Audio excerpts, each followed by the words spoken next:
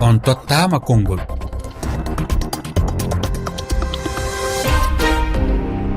Fatoumata Sisawane.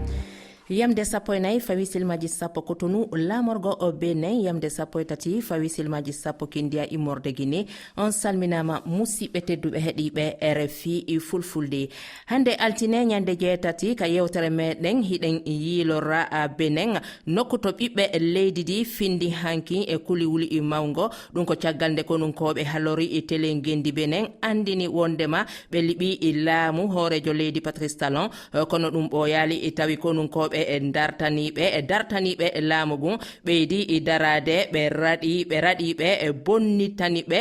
kañum nde eɓɓore maɓɓe haɗiɓe e laatinde e ciwlere e laamu gun hande bimbi ardiɓe e Benin holli wondema alhaali o heƴi e jungo e juuɗe mi wiyayno Patrice Talon on kadi andinno hanki wondema sariya fawete e dow ɓe eɓɓuɓe liɓude laamu makko ngu nde itande e liɓal laamu waɗungal etande liɓal laamu waɗude Benin hanki ino jiɓi ɗuɗuɓe nde tawi ɗum waɗi e saayi nde suɓugoji e hooreyako o saati e hitande e darotoɗe ɗo suɓugoji ɗi Patrice Talon hoorejo o leydi di andini wondema tawatake holko saabi hara nde etande e ciwlere laamu hara ko sabu rafindenagu taskagu rewo Benin e kako ko humodiri e caɗele dawro walla rendo ko honno faamirɗon darde e dental CEDEAO Yaoundé e o alhaali e Benin ngam okkugol miijoji moɗon e ngol lefol en kañum toɓɓere nde mi andinay on wondema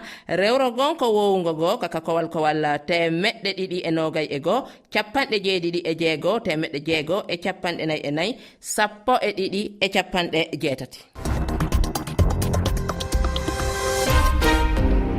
Landal hande.